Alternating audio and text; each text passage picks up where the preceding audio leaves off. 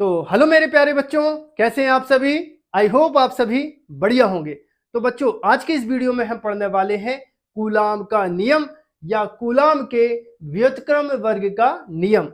ये class 12th physics का जो चैप्टर नंबर फर्स्ट है, जिसका नाम है विद्युत आवेश तथा क्षेत्र का एक मोस्ट इंपॉर्टेंट टॉपिक है बच्चों, जो किसी न किसी सेट में 4 या 5 नंबर में पूछा जाता है। तो बच्चों, कूलाम के नियम को समझने के लिए जैसे मैंने दो आवेश लिए, ये लिया मैंने पहला आवेश धनावेश लिया और यहां पर लिया एक ऋण आवेश। इन दोनों के बीच में आकर्षण बल लगेगा, ये दोनों एक दूसरे को F बल से आकर्षित करेंगे। बढ़िया है। अगर देखिए, अगर दो ऋण आवेश हैं तो ये एक दूसरे को क्या करेंगे, ये एक दूसरे को प्रतिकर्षित करेंगे। सर इसमें भी कोई बड़ी बात नहीं है, आप तो सीधा कूलाम का नियम बताइए। 2 मिनट रुक जाइए। अगर हम दो धनावेशों को लें और इन दोनों धनावेशों के बीच में लगने वाले बल की बात करें बच्चों, तो ये भी एक दूसरे को क्या करेंगे, प्रतिकर्षित करेंगे। मतलब यहां पर लगेगा आकर्षण बल, सही है क्या। और बच्चों यहां पर लगेगा प्रतिकर्षण बल, प्रतिकर्षण बल। लेकिन बच्चों, ये जो लगने वाला आकर्षण या प्रतिकर्षण बल है, इसका मैं आपसे पूछूं कि परिमाण कितना होगा, तो क्या आप बता सकते हो। बोलो सर ये मेरी बस की बात नहीं है, परिमाण हम नहीं बता सकते। तो इसी के लिए ही वैज्ञानिक कूलाम ने एक नियम का प्रतिपादन किया बच्चों, जिसको हम कूलाम के नियम से जानते हैं। तो अब पढ़ते हैं कूलाम का नियम। तो देखिए, यहां पर हम दो आवेश लेके चलते हैं बच्चों। इस आवेश को अपन लेते हैं क्या, Q1, और यहां पर हम एक दूसरा आवेश रख देते हैं और इस आवेश को बोलते हैं Q2। थोड़ी सी वीडियो की क्वालिटी चेक करूं, पूरा दिखाई दे रहा है, बिल्कुल दिखाई दे रहा है बच्चों। इन दोनों आवेशों के बीच की दूरी हम रख देते हैं क्या, R।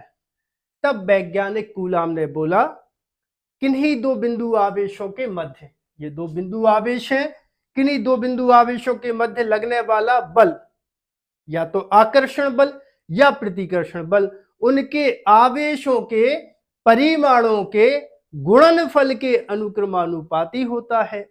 तो बच्चों इस बात को हम कैसे लिखेंगे, इस बात को हम ऐसे लिखेंगे, F अनुक्रमानुपाती Q1 गुणा Q2। इसका मतलब ये हुआ कि आवेश के परिमाण Q1 Q2, इनके मान जितने ज्यादा होंगे, ठीक है, किन्हीं दो बिंदु आवेशों पर जितना ज्यादा आवेश होगा, उनके बीच लगने वाला बल उतना ज्यादा होगा। क्लियर है, जितना ज्यादा आवेश उतना ज्यादा लगने वाला बल, ठीक है। तथा उन आवेशों के बीच की दूरी के वर्ग के व्युत्क्रमानुपाती होता है। मतलब क्या, F व्युत्क्रमानुपाती 1/r²। दोनों आवेशों के बीच की दूरी जितनी ज्यादा कम, दोनों आवेशों के बीच की दूरी जितनी ज्यादा कम, R का मान जितना ज्यादा कम, लगने वाले बल का मान उतना ज्यादा। दो आवेश जितनी कम दूरी पर होंगे, तो लगने वाला आकर्षण या प्रतिकर्षण बल का मान उतना ज्यादा होगा। और यदि दोनों आवेशों के बीच की दूरी ज्यादा होगी, आर के मान को बढ़ाओगे, आर के मान को बढ़ाओगे, तो लगने वाला जो आकर्षण बल या प्रतिकर्षण बल है, उसका मान क्या हो जाएगा बच्चों, कम हो जाएगा। ये दूसरी बात बताई वैज्ञानिक कूलाम ने। और बच्चों तीसरी बात उन्होंने बोली, यह बल दोनों आवेशों को मिलाने वाली रेखा, यह बल दोनों आवेशों को मिलाने वाली रेखा के अनुदिश कार्य करता है। अर्थात कूलाम बल एक केंद्रीय बल होता है। क्लियर है इतनी बात, ठीक है। बच्चों इन दोनों को मिलाकर लिखने पर, इन दोनों, किन दोनों को, इसको और इसको मिलाकर मिलाकर लिखने पर सो बच्चों जब इनको मिलाएंगे तो क्या हो जाएगा, एफ व्युत्क्रमानुपाती, ऐसे बोलो इसको। तब बच्चों ये हो जाएगा एफ अनुक्रमानुपाती Q1 इंटू Q2 और एफ व्युत्क्रमानुपाती बटे आर स्क्वायर।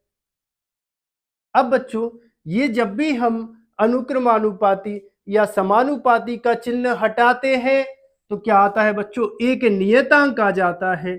सो बच्चों यहां पर एक नियतांक आ गया K। फिर कितना आएगा, Q1 Q2 बटे होगा आर स्क्वायर, जहां के एक अनुपातिक नियतांक है। ठीक है बच्चों। और एसआई पद्धति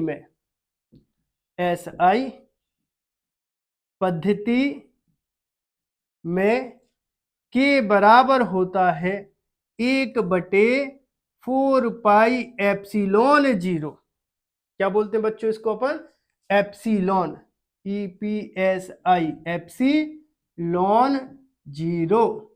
ठीक है। सो एप्सिलॉन जीरो को अपन क्या बोलते हैं, इसको बोलते हैं वायु या निर्वात की निरपेक्ष विद्युतशीलता। वायु या निर्वात की निरपेक्ष विद्युतशीलता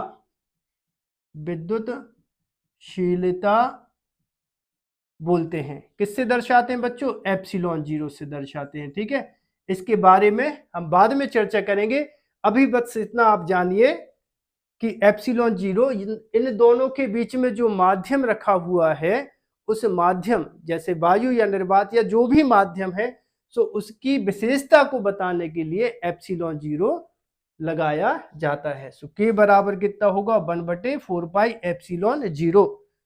बच्चों जब मैं आपको परावैद्युतांक पढ़ाऊंगा तो उस समय पर एप्सिलॉन जीरो के बारे में विस्तृत चर्चा हम करेंगे।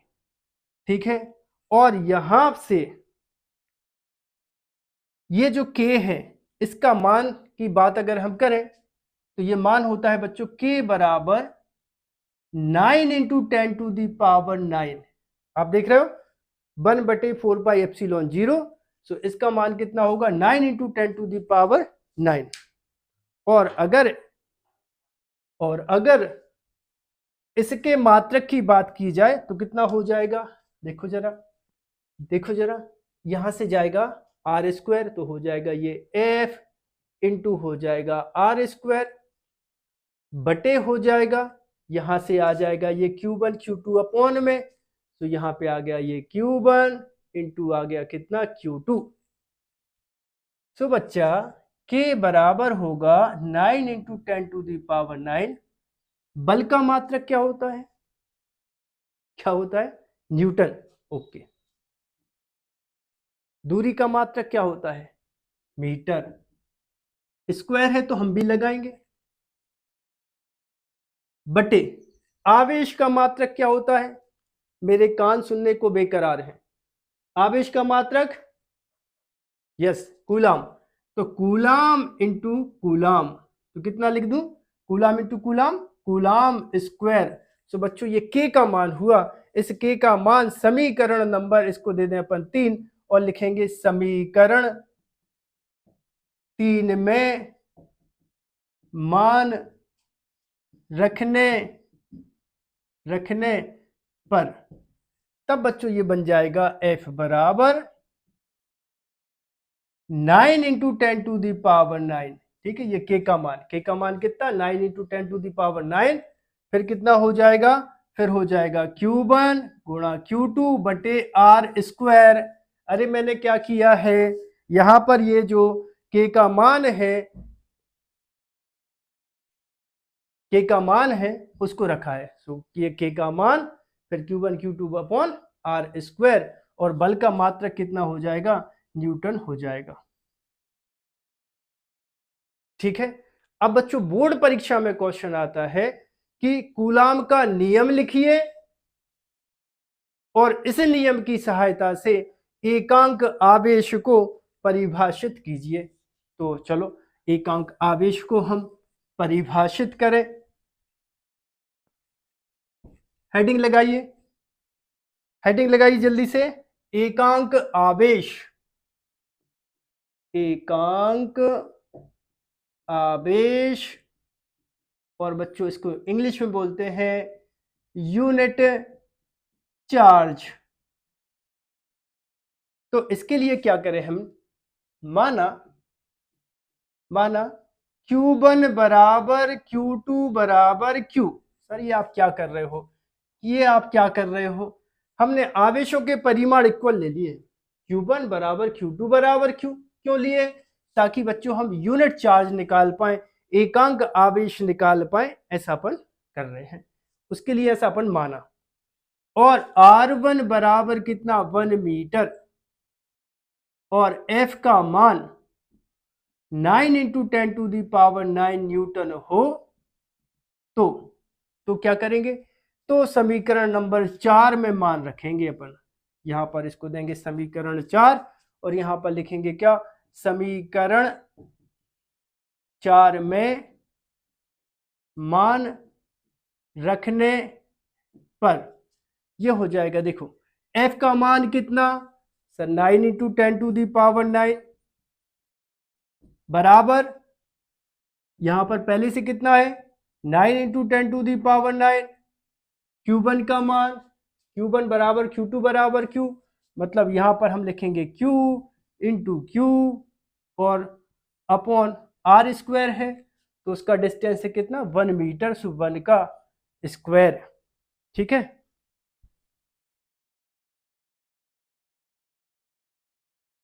अब बच्चों इसके बाद 9 × 10⁹ से 9 × 10⁹ कैंसिल कर दीजिए, तो यहाँ पे बचेगा 1, यहाँ पर Q का Q में गुणा करोगे तो आ जाएगा Q स्क्वायर बटे आ जाएगा 1। ठीक है। देखो मैंने देखा है एक सपना, फूलों के शहर में है घर अपना, फिर इधर Q स्क्वायर बराबर करोगे तो 1 आएगा, Q के बराबर करोगे तो प्लस माइनस 1 आ जाएगा बच्चों।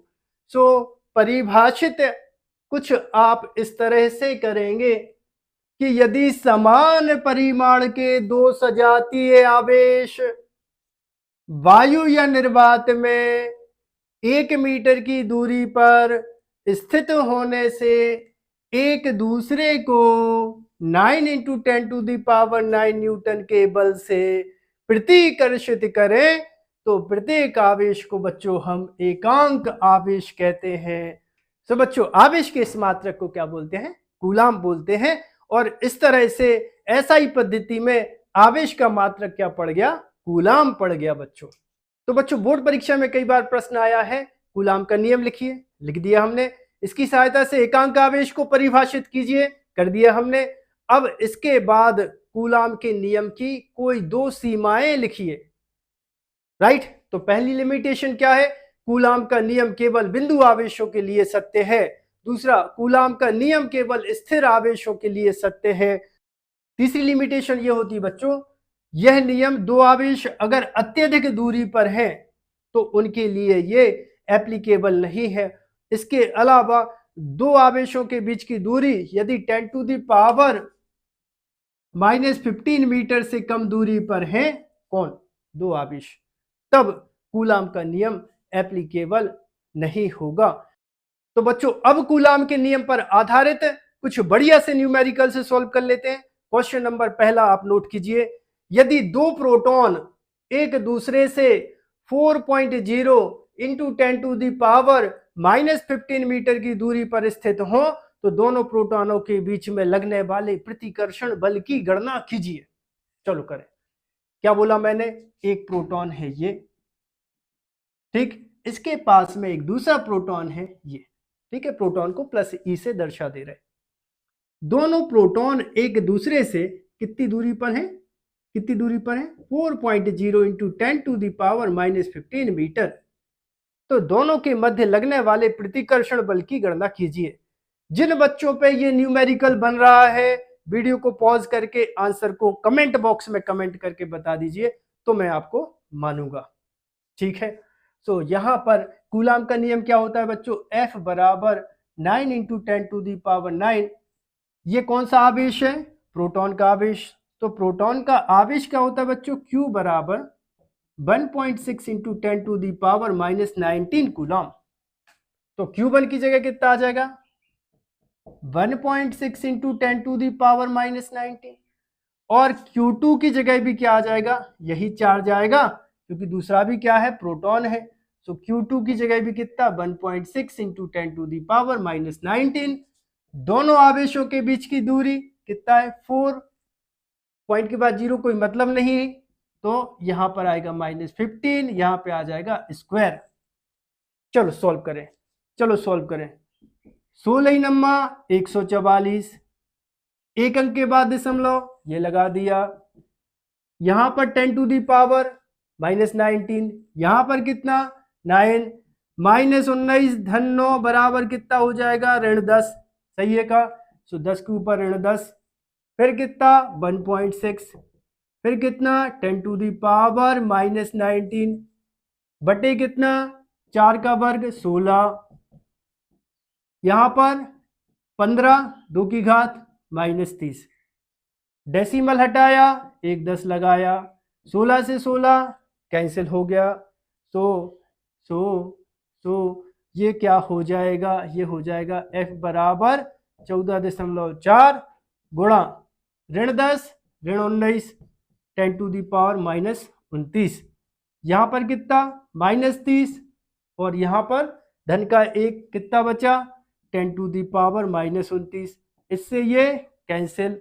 सो फाइनली आंसर आ जाएगा बच्चों 14.4 न्यूटन।